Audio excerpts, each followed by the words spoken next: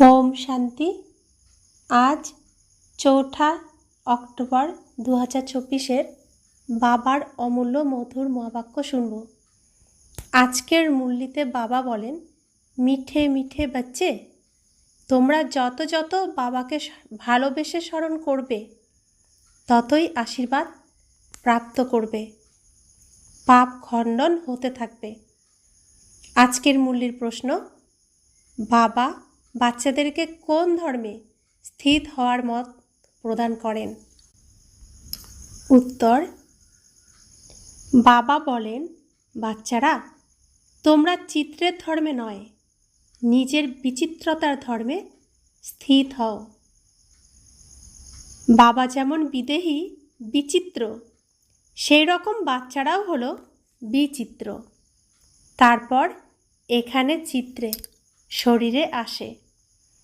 এখন বাবা বাচ্চাদের বলেন, বাচ্চারা বিচিত্র হও, নিজেদের স্বধর্মে স্থিত হও, দেহ অভিমানে এসো না। তো কত সুন্দর কথা বাবা বলছেন। আমি আত্মা বিচিত্র, যাকে এই খালি চোখে দেখা যায় না, শরীর চিত্র। আমি আত্মা, এখন নিজের স্বধর্ম বিচিত্রে স্থিত হতে হবে। আমিও বিচিত্র, আমার পিতাও বিচিত্র। আমাকেও অনুভব করতে হয়, বাবাকেও অনুভব করতে হয়। আর শরীর চিত্র। তো এখন চিত্রকে দেখলে আর হবে না, বিচিত্রকে অনুভব করতে হবে। বাবা আবার প্রশ্ন করছেন, কোন ব্যাপারে ভগবানও ড্রামা অনুসারে আবদ্ধ? উত্তর, ড্রামা অনুসারে বাচ্চাদের পতীত থেকে পবিত্র করার জন্য ভগবানও আবদ্ধ। ওনাকে আসতেই হয় পুরুষোত্তম সঙ্গম যুগে। তাই ভগবান বলেন, যদা যদা হি ধর্মস্য গ্লানির্ভবতি ভারত অভুক্ষাণম অধর্মস্য তদাত্মানং সৃজাম্যহম পরিত্রাণায় হি সাধুনাং বিনাশায়শ্চ দুষ্কৃতাম ধর্ম সংস্থাপনার্থায় সম্ভয়ামি যুগে যুগে। তো যখন যখন ধর্মের অতিগ্লানি হয় তখন তিনি আসেন। এই পৃথিবীর নাটকে, সৃষ্টির নাটকে ভগবানের এই পাঠই রয়েছে। এখন সেই পর্ব চলছে। ভগবানও এসেছেন সবাইকে অধর্ম থেকে ধর্মে নিয়ে আসার জন্য। যে সনাতন ধর্ম আজ নেই, সেই ধর্ম স্থাপন করার জন্য। ওম শান্তি। বাবা বসে আত্মারূপী বাচ্চাদের বোঝাচ্ছেন, যখন ওম শান্তি বলা হয় তো ধরে নাও যেন নিজ আত্মার স্বধর্মের পরিচয় দেওয়া হয়ে থাকে। ওম শান্তি। তাই অবশ্যই বাবাও অটোমেটিক্যালি স্মরণে আসে, কারণ স্মরণ তো সব মানুষ ভগবানকেই করে। শুধুমাত্র ভগবানেরই সম্পূর্ণ পরিচয় নেই, ভগবান নিজের আর আত্মার পরিচয় দিতেই আসেন। তাই গীতাতে বলা হয়, আমি জন্ম মৃত্যু রহিত, আমি নিজ মায়া বলে নিজেকে সৃষ্টি করি, আমি আমার পরিচয় দিই। সেই ভগবান এসে এখন আমাদের পরিচয় দিচ্ছেন, আমি তোমার পিতা। পতিত পাবন বলা হয় ভগবানকে। পতিত থেকে পবিত্র করার জন্য ভগবানও ড্রামা অনুসারে আবদ্ধ। ওনাকেও আসতে হয় পুরুষোত্তম সঙ্গম যুগে। সঙ্গম যুগের ব্যাখ্যাও দেওয়া হয়। পুরানো দুনিয়া আর নতুন দুনিয়ার মধ্যবর্তীতেই বাবা আসেন। পুরানো দুনিয়াকে মৃত্যুলোক, নতুন দুনিয়াকে অমরলোক বলা হয়। তোমরা এটাও বোঝো যে মৃত্যুলোকে আয়ু কম হয়, অকাল মৃত্যু হতেই থাকে। তো কলিযুগ মৃত্যুলোক। তো যেখানে ছোট বাচ্চা, একদিনের বাচ্চাও শরীর ছাড়ে, মারা যায়, মৃত্যু হয়। আবার সেটা হলো অমরলোক, যেখানে অকালে মৃত্যু হয় না, পবিত্রতার জন্য। তো সত্যযুগ পবিত্রতার দ্বারাই স্থাপিত হয়। তো যেখানে মূল ফাউন্ডেশনই হলো পবিত্রতা, সেজন্য সেখানে অকালে মৃত্যু হয় না, কেউ কোনো দুঃখ পায় না।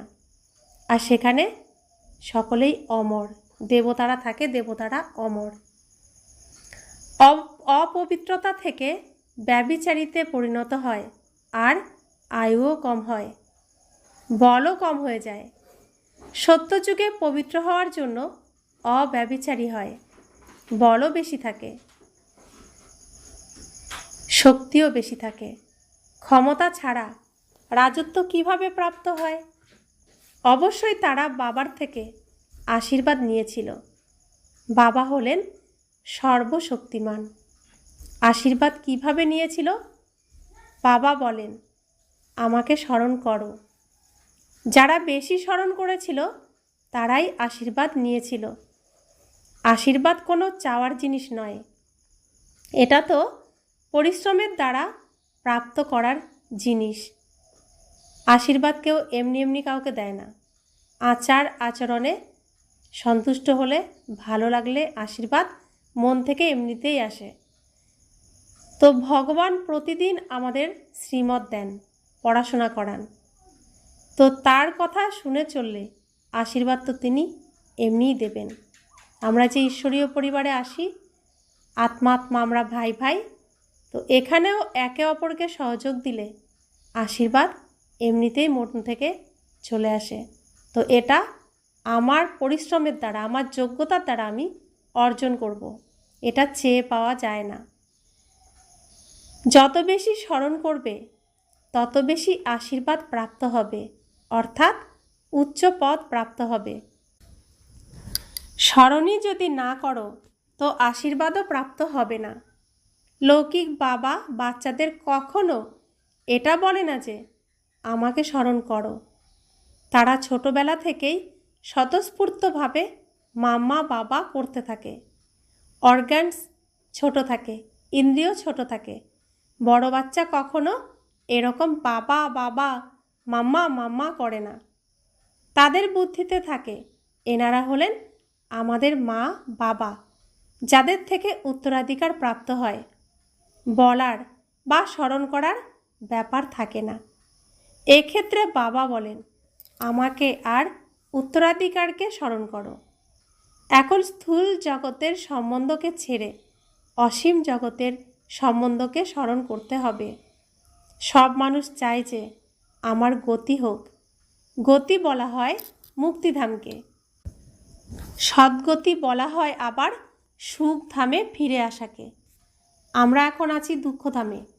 দুঃখধাম থেকে বাবা এখন তার ঘরে নিয়ে এসেছেন, এনে আমাদের সেবা শুশ্রূষা করছেন, আর আমাদের লালন পালন করছেন, শক্তি ফিরিয়ে দিচ্ছেন, সমস্ত শক্তি ফিরিয়ে দিচ্ছেন। তো এখান থেকে আমরা প্রত্যেকে ঘরে ফিরে যাব পরমধামে। পরমধাম থেকে আবার এই স্টেজে আসব। এর মধ্যে বাবা এই স্টেজকে সম্পূর্ণ নতুন বানিয়ে ফেলবেন, পৃথিবীর স্টেজকে। আর যেখানে আসলে সুখ প্রাপ্ত হবে, সব দিকে সুখ থাকবে। তো পরমধাম থেকে আমরা আবার এই স্টেজে সুখধামে আসব। এই সুখধামে আসাকেই বলা হচ্ছে সদ্গতি। সদ্গতি পাওয়া অর্থাৎ বৈকুণ্ঠ লাভ। তো এই স্টেজে সুখ যেমন থাকবে দুঃখও তেমন থাকবে। তো এখন দুঃখের সিন চলছে স্টেজে, তো দুঃখের সিন এখন সমাপ্ত, আবার সুখের সিন আসছে। সেই সুখের সিনে আমরা যাতে অভিনয় করতে পারি, আবার এই স্টেজে ফিরে আসতে পারি। আর এই ফিরে আসাটাকে বলছে সদ্গতি হওয়া। তো বাবা বলছেন, যে কেউ প্রথমে এলে তো অবশ্যই সুখই প্রাপ্ত করবে। বাবা সুখের জন্যই আসেন। অবশ্যই ডিফিকাল্ট কোনো ব্যাপার রয়েছে, সেই জন্য একে উচ্চমানের অধ্যয়ন বলা হয়ে থাকে। তো আমরা কোথায় পড়াশোনা করছি? সর্বোচ্চ ঈশ্বরীয় বিশ্ববিদ্যালয়ে, ইউনিভার্সিটিতে, যেখানে ইউনিভার্সের পড়াশোনা করা হয়। সম্পূর্ণ ব্রহ্মাণ্ডের পড়াশোনা এখানে করানো হয়। তো এখানের পড়াশোনা যে করান তিনি হলেন ভগবান স্বয়ং নিজে, পরমাত্মা নিজে। তো তিনি যে শিক্ষা দেবেন সে তো সর্বশ্রেষ্ঠ সর্বোচ্চ শিক্ষা দেবেন, আর সেই শিক্ষা সকলে অধ্যয়ন করার সুযোগ পায় না, সৌভাগ্য হয় না। তো এই পড়া খুবই উচ্চমানের পড়া। তো বাবা বলছেন যত উচ্চমানের পড়াশোনা সেরকম ডিফিকাল্টও হবে। তো অনেক উচ্চ পড়া স্বয়ং ভগবান পড়াচ্ছেন।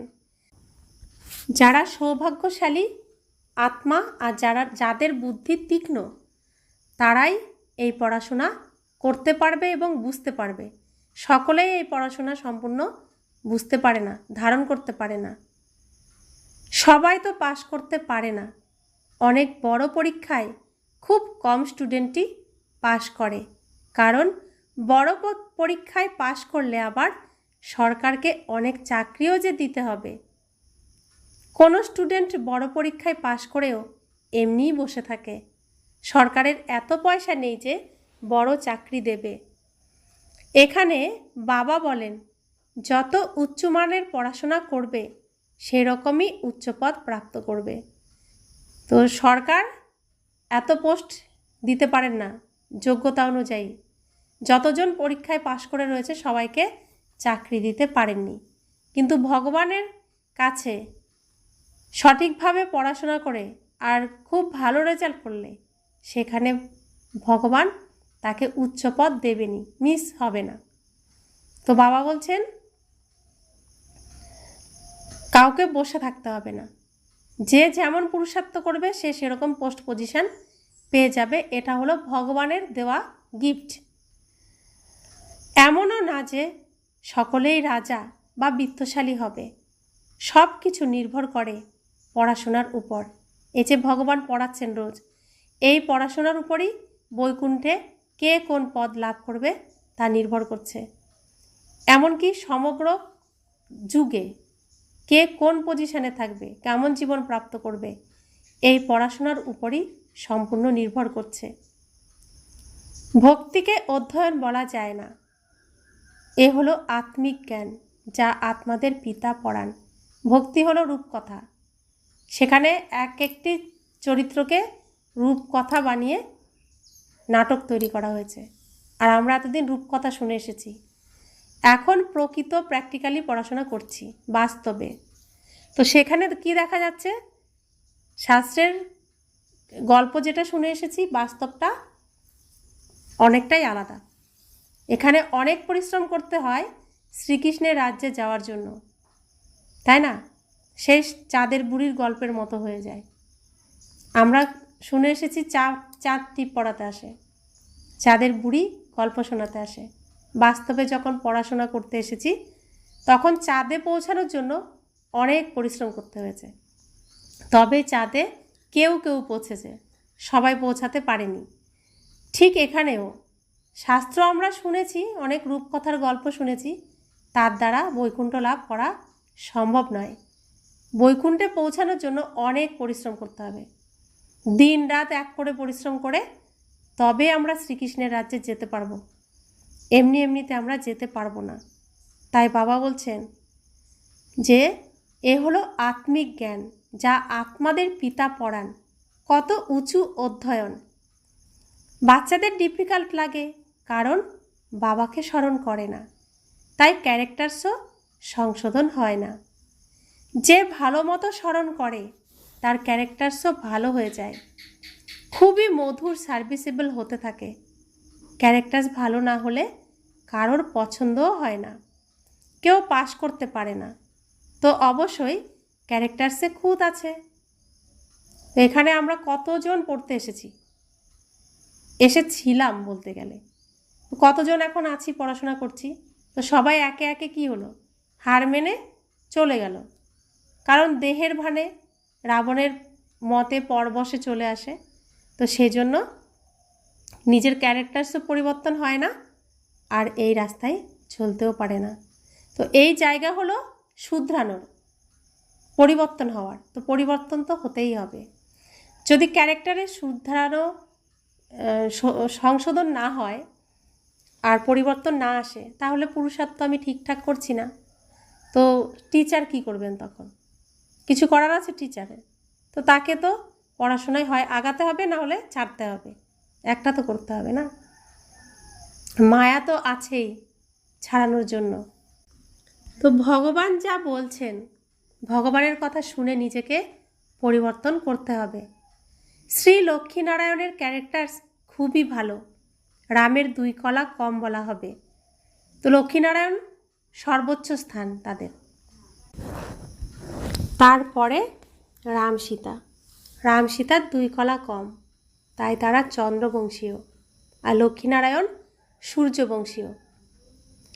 ভারত রাবণ রাজ্যে মিথ্যা ভূমি হয়ে পড়ে, সত্য ভূমিতে তো একটুও মিথ্যা হতে পারে না। রাবণ রাজ্যে হলো মিথ্যা আর মিথ্যা। মিথ্যাচারী মানুষকে দৈবীগুণ সম্পন্ন বলা যায় না, এটা অসীম জগতের কথা। এখন বাবা বলেন, কারোর এরকম মিথ্যা কথা শুনো না, শুনিও না। এক ঈশ্বরের কথাকেই লিগাল, বৈধ মত বলা যায়। মানুষের মতকে ইললিগাল, অবৈধ মত বলা হয়। লিগাল মতের দ্বারা তোমরা উচ্চমানের হও, কিন্তু সকলে চলতে পারে না বলে ইললিগাল হয়ে যায়। কেউ বাবার সাথে প্রতিজ্ঞাও করে, বাবা এত বয়স পর্যন্ত আমি ইললিগাল কাজ করেছি, এখন করব না। সবচেয়ে ইললিগাল কাজ হলো বিকারের ভূত। দেহ অভিমানের ভূত তো সকলের মধ্যেই আছেই। মায়াবী পুরুষের মধ্যে দেহ অভিমানই থাকে। বাবা হলেনই বিদেহী, বিচিত্র, তাই বাচ্চারাও বিচিত্র। এটা বোঝার মতো ব্যাপার। আমরা অর্থাৎ আত্মারা হলাম বিচিত্র। আবার এখানে চিত্রে অর্থাৎ শরীরে আসি। এখন বাবা আবার বলেন, বিচিত্র হও, নিজের স্বধর্মে স্থিত হও, চিত্রের ধর্মে স্থিত হয়েও না। তো আমি আত্মা বিচিত্র, যাকে এই চোখ দ্বারা দেখা যায় না, অনুভব করতে হয়, নিজেকেই নিজে অনুভব করতে হয়। আর এই শরীর চিত্র, তো এই চিত্রকে দেখা যায়, কিন্তু এখন যাকে দেখা যায় না তাকে অনুভব করে স্মরণ করতে হবে, আর যাকে দেখা যায় তাকে ভুলে যেতে হবে। তো বাবা বলছেন, বিচিত্রতার ধর্মে স্থিত হও, দেহ অভিমানে এসো না। বাবা কত বোঝান, এতে স্মরণের খুব প্রয়োজন আছে। বাবা বলেন, নিজেকে আত্মা মনে করে আমাকে স্মরণ করলে তোমরা শতপ্রধান, পিওর, শুদ্ধ হবে। ইমপিউরিটির মধ্যে গেলে অতি দণ্ড প্রাপ্তি হয়। বাবার বাচ্চা হওয়ার পর যদি কোনো ভুল হয়ে যায় তো গায়ন আছে, সদ্গুরুর নিন্দক থাকতে পারে না। তো এখানে যারা বাবার নিন্দা করেছে, ডিসসার্ভিস করেছে, বাবার সম্মানহানি করেছে, তারা আর আজকে এখানে নেই। মধুবনেও তাই। মধুবনে কত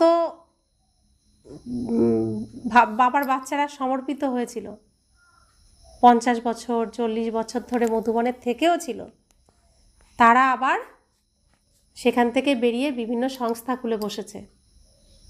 তো তারা সেখানে আর নেই। বাবা বলছেন, সদ্গুরুর নিন্দক থাকতে পারে না।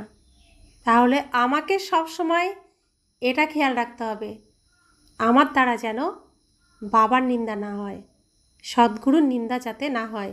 আমাকে প্রমাণ করতে হবে আমি বাবার যোগ্য, আর আমাকে এই ঈশ্বরীয় পরিবারে টিকে থাকতে হবে। এই পরিবার ছাড়া আমি সম্বন্ধ সম্পর্ক পাবো না।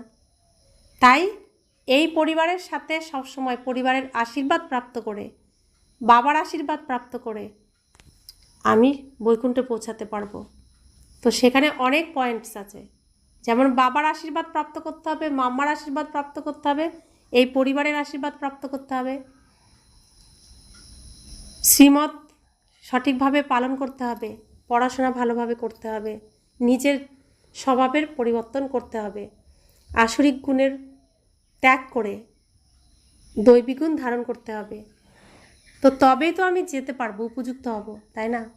তো আমি যদি ভগবানের ঘর ছেড়ে গিয়ে নিজের মতো চলি, তো সেখানে বাবারও নিন্দা হলো, ঈশ্বরীয় বিশ্ববিদ্যালয়েরও নিন্দা হলো, পরিবারেরও নিন্দা হলো, নিজেরও নিন্দা হলো।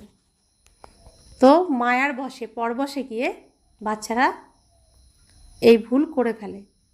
তো তাই বাবা বলছেন সদ্গুরুর নিন্দক থাকতে পারে না।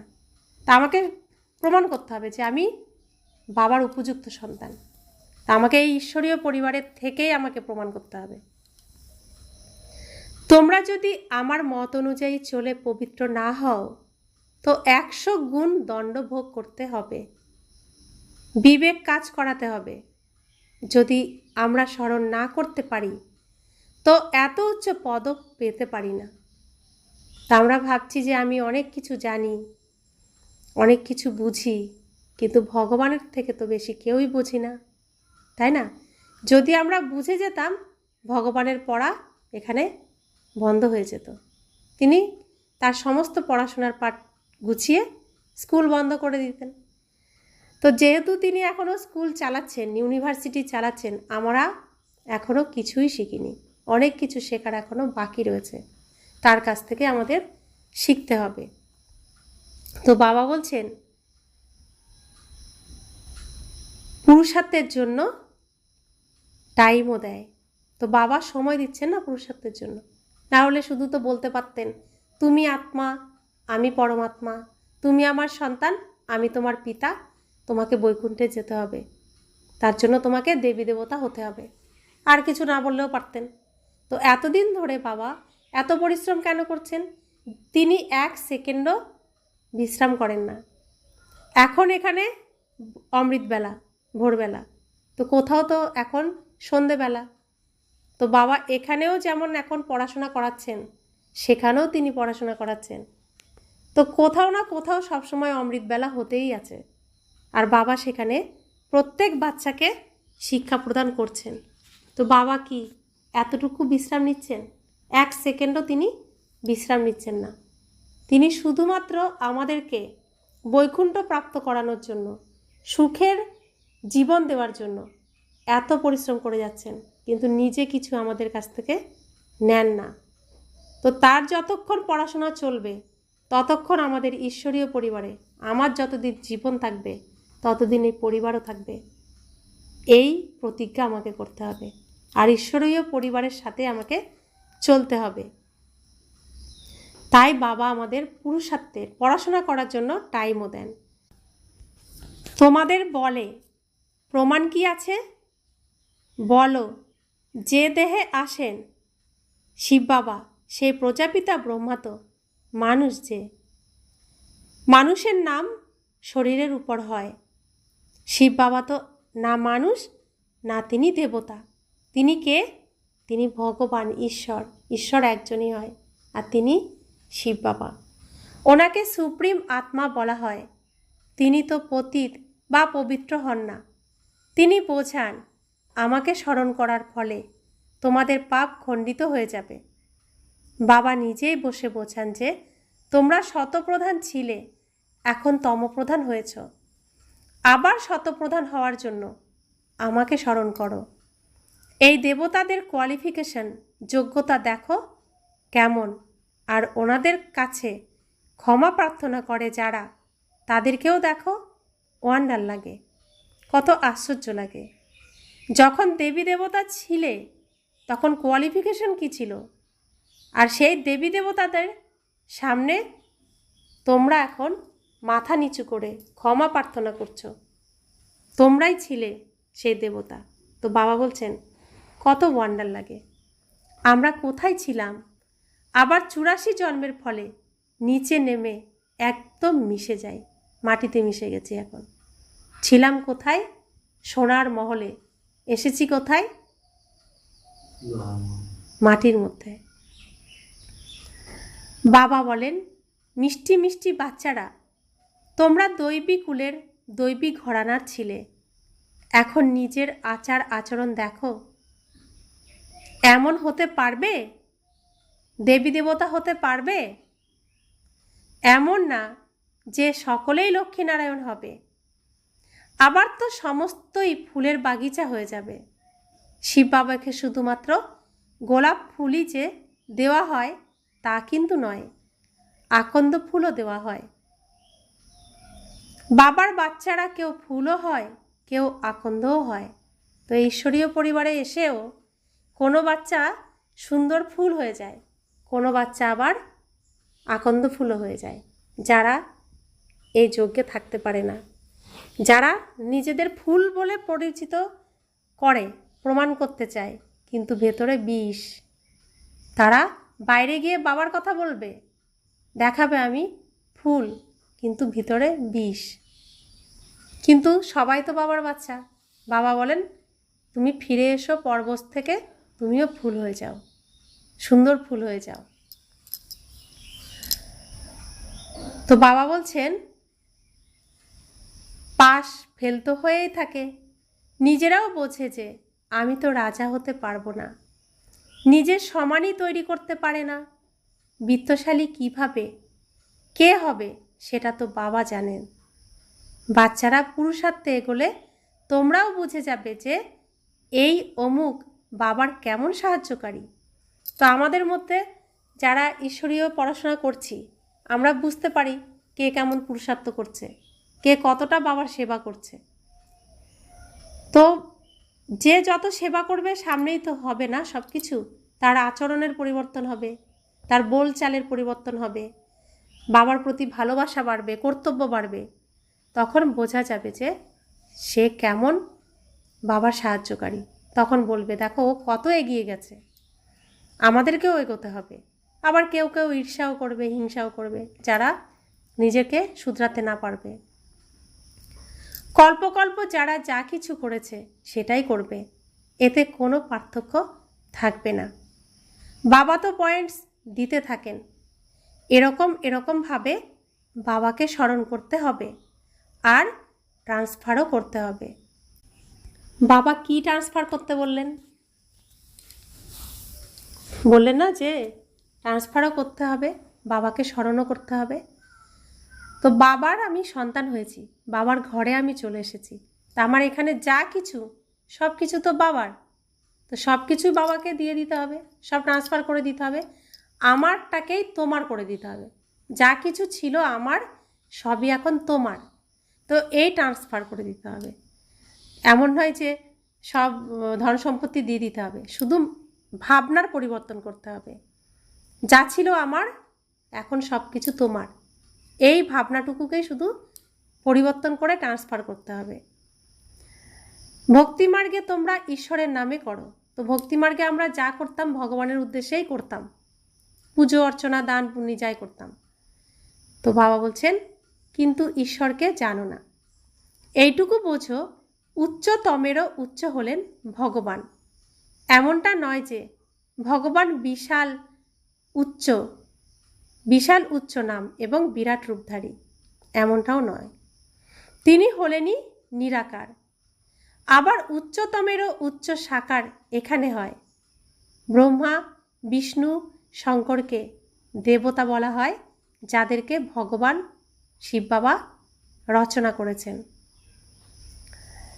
তো বাবা বলছেন ব্রহ্মা দেবতায় নম, বিষ্ণু দেবতায় নম, আবার বলে শিব পরমাত্মায় নম। তবে পরমাত্মা বড় সাব্যস্ত হলেন, তাই না? ব্রহ্মা বিষ্ণু শঙ্করকে পরমাত্মা বলা হবে না। মানুষ মুখে বলে যে শিব পরমাত্মায় নম, তো অবশ্যই পরমাত্মা একজনই হলেন। দেবতাদেরকে প্রণাম করা হয়, মনুষ্যলোকে মানুষকে মানুষ বলা হবে, তাকে আবার পরমাত্মায় নম বলা এ তো সম্পূর্ণ অজ্ঞানতা হলো। সবার বুদ্ধিতে রয়েছে যে ঈশ্বর হলেন সর্বব্যাপী। তোমরা বাচ্চারা এখন বোঝো যে ভগবান হলেন অদ্বিতীয়, দ্বিতীয় হন না, একজনই ভগবান হন। ওনাকেই পতিত পাবন বলা হয়। সকলকে পবিত্র করা এটা হলো ভগবানেরই কাজ। জগতের গুরু কোনো মানুষ হতে পারে না, গুরু পবিত্র হয়ে থাকে, তাই না? তো গুরু পবিত্র হয়ে থাকেন, আর পবিত্র গুরু পবিত্র রাস্তায় দেখাবেন, কিন্তু বাস্তবে কি তা? আমাদের কোনো গুরু পবিত্রতার রাস্তা কি দেখিয়েছেন? তো বাবা বলছেন, এখানে তো সকলেই হলো বিকারে জন্মানো। জ্ঞানকে অমৃত বলা হয়ে থাকে, ভক্তিকে অমৃত বলা যায় না। ভক্তি মার্গে ভক্তিই চলে, সব মানুষ ভক্তিতে আছে। জ্ঞান সাগর জগতের গুরু বলা হয় একজনকেই। তোমরা এখন জানো যে বাবা এসে কি করেন। কি করেন বাবা? বাবা যে এই পৃথিবীতে এসেছেন, তিনি কি করছেন, কি কাজ করতে এসেছেন? কি করতে এসেছেন ভগবান? কি কার্য করছেন ভগবান এই পৃথিবীতে এসে? এখন তো তিনি প্র্যাকটিক্যালি করছেন, বাস্তবে কি করছেন তিনি? সবাইকে পবিত্র, হ্যাঁ, পবিত্র বানাতে তিনি এসেছেন। তত্ত্বকেও পবিত্র করে তোলেন, এই 5 তত্ত্বকেও তিনি পবিত্র করে তোলেন। আমাদের প্রত্যেককে তিনি পবিত্র বানাতেই এসেছেন। এই সৃষ্টির নাটকে তার এটাই পার্ট। আমরা পতিতদেরকে পবিত্র করে তোলাই হলো ঈশ্বরের পার্ট এই সৃষ্টির নাটকে। ড্রামাতে ওনার পার্ট রয়েছে। বাবা সকলের সদ্গতি দাতা হওয়ার নিমিত্ত হন। এখন এটা বোঝানো হবে কিভাবে? তিনি যে সকলের সদ্গতি করার নিমিত্ত হয়েছেন, সকলকে তিনি পবিত্র করতে এসেছেন, এটা বোঝাবে কিভাবে? আসে তো অনেকেই। উদ্বোধন করতে এলে বার্তা দেওয়া হয় যে ভবিষ্যতে যে বিনাশ ঘটবে সেটা ঘটার পূর্বে অসীম জগতের পিতাকে জেনে তার থেকেই উত্তরাধিকার নিয়ে নাও। ইনি হলেন আত্মাদের পিতা। যে কোনো মানুষ মাত্রই ফাদার বলে থাকে। ক্রিয়েটার যখন, তখন তো অবশ্যই ক্রিয়েশনের উত্তরাধিকার প্রাপ্ত হবে। তো তিনি রচয়িতা, তো রচনা যারা, তারা তো উত্তরাধিকার রচয়িতার কাছ থেকেই পাবে, প্রাপ্ত করবে। অসীম জগতের বাবাকে কেউই জানে না। বাবাকে ভুলে যাওয়া এটাও ড্রামাতে নির্ধারিত। অসীম জগতের বাবা হলেন উচ্চতমেরও উচ্চ। তিনি কোনো স্থূল জাগতিক উত্তরাধিকার তো দেবেন না, তিনি অল্প কিছু তো দেবেন না, তিনি পুরো এই বিশ্বের উপহার দেন তার শ্রেষ্ঠ বাচ্চাদেরকে। তো ভগবানকে কারা ভুলে যায়? যারা প্রথম স্টেজে আসে। সনাতন ধর্ম, দেবী দেবতা ধর্মে যারা অভিনয় করেছে তারা, বাকি অন্যান্য ধর্মের যারা, তারা ভগবানকে ভোলে না। তারা ভগবানকে স্মরণ করে প্রকাশস্বরূপ জ্যোতিস্বরূপ রূপেই, আর ঈশ্বর একজনকেই তারা মানে, সকলকে ঈশ্বর মানে না। কিন্তু আমরা সব ভুলে গেছি, তাই সকলের মধ্যে ভগবানকে খুঁজতে থেকেছি, আর প্রত্যেককেই ভগবান বলতে থেকেছি। তো বাবা বলছেন, লৌকিক বাবা থাকলেও সকলে অসীম জগতের বাবাকে স্মরণ করে। সত্যযুগে কেউ ওনাকে স্মরণ করবে না, কারণ অসীম জগতে সুখের উত্তরাধিকার প্রাপ্ত হয়ে যাবে। যখন সুখের রাজ্যে চলে যাব, তখন কেউ আর বাবাকে স্মরণ করবে না। এখন তোমরা বাবাকে স্মরণ করো, আত্মাই স্মরণ করে। আবার আত্মারা নিজেকে আর নিজের বাবাকে, ড্রামাকে ভুলে যায়, মায়ার ছায়া পড়ে যায়। শতপ্রধান বুদ্ধিকে অবশ্যই আবার তমপ্রধান হতে হয়। স্মৃতিতে আসে নতুন দুনিয়াতে দেবী দেবতারা শতপ্রধান ছিল, এটা কেউই জানে না। দুনিয়ায় শতপ্রধান গোল্ডেন এজেড হয়, তাকে বলা হয় নিউ ওয়ার্ল্ড। এটা হলো আয়রন এজেড ওয়ার্ল্ড। এইসব কথা বাবা এসেই বাচ্চাদের বোঝান। প্রত্যেক কল্পে যে উত্তরাধিকার তোমরা নিয়ে থাকো পুরুষার্থ অনুসারে, সেটাই প্রাপ্ত করার হয়। তোমরাও এখন জেনেছো যে আমরা এই ছিলাম। কি ছিলাম আমরা? দেবী দেবতা ছিলাম। আবার এই রকমই নিচে এসে গেছি। ছিলাম কোথায়? সোনার মহলে। এসে গেছি কোথায়? একদম মাটিতে মিশে গেছি। বাবাই বলে দেন, এরকম হবে। কেউ বলে চেষ্টা তো অনেক করে কিন্তু স্মরণস্থায়ী হয় না। এতে বাবা বা টিচার কি করবে? কেউ না পড়লে টিচার কি করবে? টিচার আশীর্বাদ করবে আর সব পাশ হয়ে যাবে? পড়াশোনা করলাম না আর মাস্টারমশাই আমাদের আশীর্বাদ করলে যে তুমি পাশ করে যাবে, তাহলে কি পাশ হয়ে যাব? কি মনে হয়, পাশ করে যাব? পড়াশোনার তফাৎ তো অনেক থাকে। পড়াশোনা তো করতেই হবে, পড়াশোনা না করলে পাশ করতে পারবো না। এটা হলো একদম নতুন পড়াশোনা। এখানে তোমাদের কাছে বিশেষ করে গরিব দুঃখীরাই আসবে, বিত্তশালীরা আসবে না। দুঃখী হলে তবে আসে। বিত্তশালী যারা, তারা ভাবে আমরা তো স্বর্গে বসে আছি, ভাগ্যে নেই। যাদের ভাগ্যে থাকে তারা মনে মনে খুব তাড়াতাড়ি সুনিশ্চিত হয়ে যায়। নিশ্চয় আর সংশয়ে দেরি হয় না। মায়া তাড়াতাড়ি ভুলিয়ে দেয়। তো যাদের ভাগ্যে আছে তারা বাবাকে পিতা বলে মেনে নিয়েছে, তারা বাবার কাছে পড়াশোনা করছে। আর যাদের ভাগ্যে নেই তারা শুনেও শোনেনি, দেখেও দেখে না, তাই না? তো নিশ্চয় বুদ্ধি কি হয়? বিজয়ন্তী। সংশয় বুদ্ধি কি হয়? বিনশন্তী। তো এখন ভগবান এসে পরিচয় দিচ্ছেন, আমি তোমাদের পিতা, আমার কাছে আসো, আমার কথা শোনো।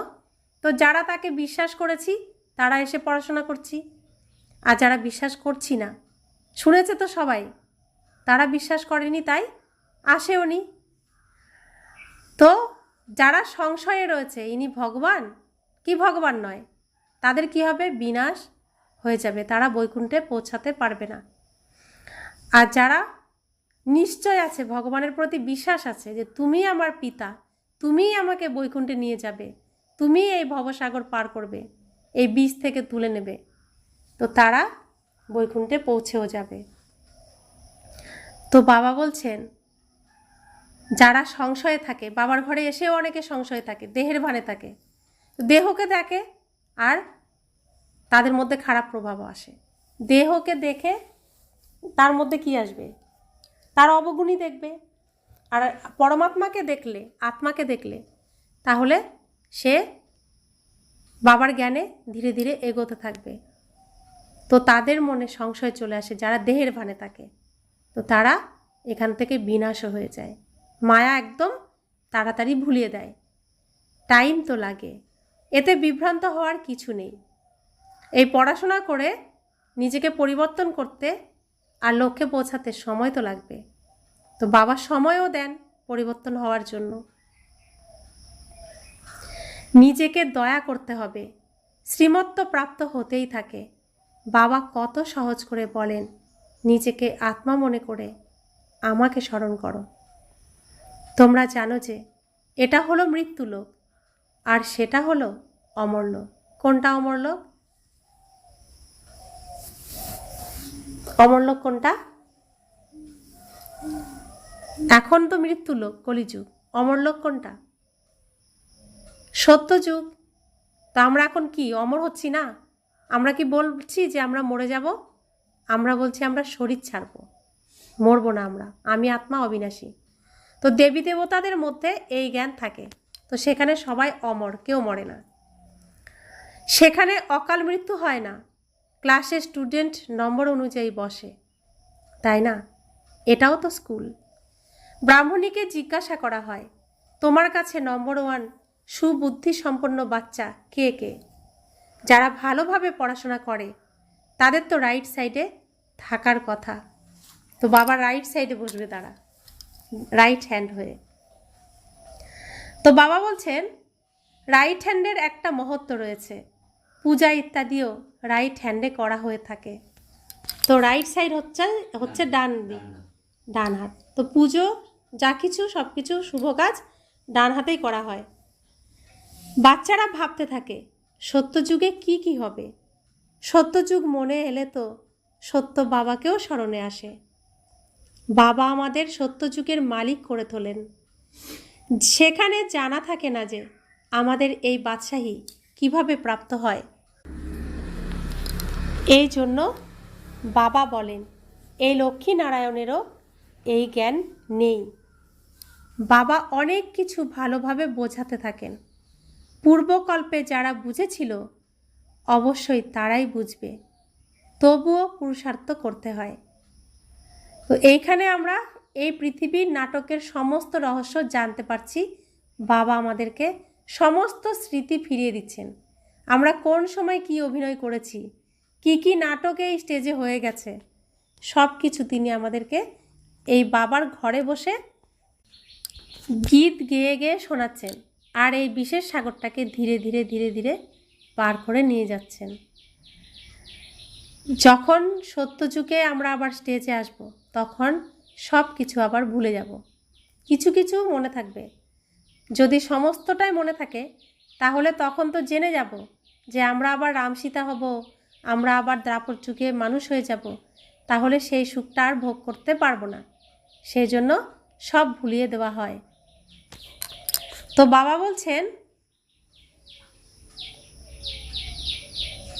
বাবা আসেনি পড়াতে, এটা হলো পড়াশোনা, এতে বুঝবার মতন অনেক বুদ্ধি চাই। তো বাবার পড়াশোনা ধারণ করার জন্য বোঝার মতো অনেক তীক্ষ্ণ বুদ্ধি চাই। अच्छा, मीठे मीठे सिकिला दे बच्चों प्रति माता पिता बाप दादा का याद प्यार और गुड मॉर्निंग। रूहानी बाप की रूहानी बच्चों को नमस्ते।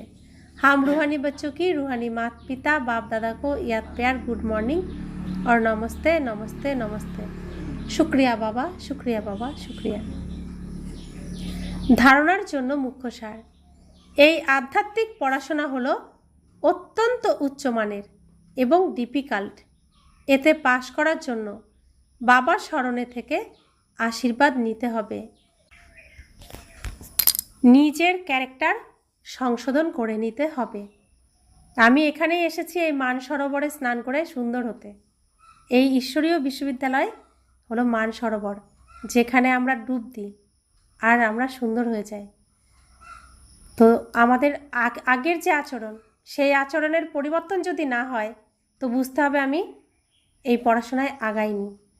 আমার মধ্যে পরিবর্তন আসলে, আমি মানসরোবরে ভালোভাবে ডুব দিলে আমার মধ্যে পরিবর্তন আসবেই। তখন আমি বুঝব, আর বাবাও বুঝবেন, আর আমার ভাইয়েরাও বুঝবে। আমরা যারা ঈশ্বরীয় পরিবারে আসি তারাও বুঝবে যে ক্যারেক্টারের সংশোধন হচ্ছে, জ্ঞানে এগিয়ে যাচ্ছে। দ্বিতীয় ধারণা, এখন কোনো ইললিগাল কাজ করতে নেই। বিচিত্র হয়ে নিজের স্বধর্মে স্থিত হতে হবে, আর বিচিত্র বাবার লিগাল মতে চলতে হবে। এক বাবার মত, দ্বিতীয় কোনো কারো মত নয়। কোনো মানুষের মত তো তার মত কার মত? রাবণের মত। আমার নিজের মতও রাবণের মত। এক ঈশ্বরের মতই আমার সঠিক মত, সেই মতে আমাকে চলতে হবে। না মন মত, না পর মত, একমাত্র ঈশ্বরের মত। বরদান, বাবার সাথের দ্বারা পবিত্রতারূপী স্বধর্মকে সহজভাবে পালনকারী মাস্টার সর্বশক্তিমান ভব। আত্মার স্বধর্ম হলো পবিত্রতা, অপবিত্রতা হলো পরধর্ম। যখন স্বধর্মের উপরে নিশ্চয় থাকে তখন পরধর্ম নড়াতে পারে না। বাবা যে বা যেমন তাকে যথার্থ রূপে চিনে সাথে রাখো, তাহলে পবিত্রতারূপী স্বধর্মকে ধারণ করা খুবই সহজ হয়ে যাবে।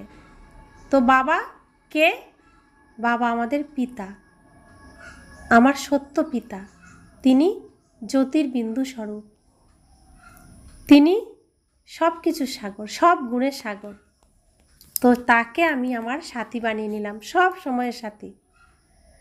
তো বাবা বলছেন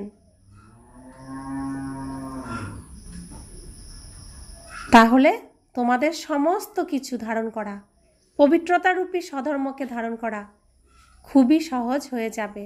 কেননা সাথী হলেন সর্বশক্তিমান। সর্বশক্তিমানের বাচ্চা মাস্টার সর্বশক্তিমানের সামনে অপবিত্রতা আসতে পারবে না। যদি সংকল্পেও মায়া আসে তাহলে অবশ্যই কোনো গেট খোলা রয়েছে অথবা নিশ্চয়ের অভাব রয়েছে। তো মায়া তো বিভিন্ন রূপে আসতেই থাকে। মায়া কখন আসবে? আমি যদি কোনো দরজা খোলা রাখি তবেই মায়া আসবে। যখন মায়া আসবে আমার উপর প্রভাব ফেলবে, তো আমার মধ্যে বাবার প্রতি নিশ্চয় বিশ্বাস কম, বিশ্বাসের অভাব রয়েছে, এটাই প্রমাণ হবে। স্লোগান: ত্রিকালদর্শী কোনো বিষয়কে এককালের দৃষ্টি দিয়ে দেখে না, প্রত্যেক পরিস্থিতিতেই কল্যাণ রয়েছে বলে মনে করে। বাবা আমাদের জ্ঞান চক্ষু দান করেছেন, তৃতীয় নয়ন খুলে দিয়েছেন। যার তৃতীয় নয়ন সম্পূর্ণ খোলা, সে এই সৃষ্টির আদি মধ্য অন্তের সমস্ত রহস্যকে সে জানে। তো যখন আমরা সৃষ্টির আদি মধ্য অন্তকে জানি, তো কালকে আমার কি হচ্ছিল আর আজকে আমি কি আছি আর আগামীকাল আমি কি হতে যাচ্ছি সবটাই আমি জানি। তো আমি তো বিজয়ী আত্মা, বিজয়ী রত্ন, সফলতা মূরত আত্মা। তো বিজয় তো আমাদের জন্মসিদ্ধ অধিকার, বিজয় তো হয়েই রয়েছি, তা না হলে সত্যযুগ আসবে না। তো আমি জানি যে আমি বিজয়ী, তাই এখন যা ঘটছে যা হচ্ছে সবই কল্যাণকারী, সব কিছুর মধ্যেই কল্যাণ আছে। কেউ আমার গ্লানি করছে, আমার অপমান করছে, তাতেও কল্যাণ আছে, সব কিছুতেই কল্যাণ আছে। তাই কোনো কিছুতে মন খারাপ করার কোনো প্রয়োজন নেই। শুধুমাত্র এক বাবাকে দেখে, সামনে শুধু বাবা আর ব্রহ্মা বাবাকে অনুসরণ করে আমাদের বৈকুণ্ঠে পৌঁছাতে হবে। এই পৃথিবীতে, এই স্টেজে সত্যযুগীয় স্টেজ আমাদের বানাতে হবে, পরিবেশ আমাদেরকেই বানাতে হবে। আমরা এর জন্যই সিলেক্টেড, এর জন্যই আমরা নিমিত্ত হয়েছি। আমরা প্রত্যেকে ভগবানের খুব সুসন্তান, আর তার সুদৃষ্টি আমাদের উপর আছে। তাই আমরা এখানে আসতে পেরেছি, এই শ্রেষ্ঠ জন্ম পেয়েছি। এই জন্ম একবারই হয়, স্টেজে জন্ম বারবার হয়, কিন্তু ঈশ্বরীয় কুলে জন্ম একবারই হয়। তো গান আছে না একটা, তো এমন মানব জন্ম আর পাওয়া যাবে না, তাই না? মানুষ থেকেও ঈশ্বরীয় ঘরে জন্ম একবারই পাওয়া যায়, বারবার এই ঘরে আসা যায় না। তো আছে না একটা গান, বাউল গান, বারে বারে আর আসা হবে না।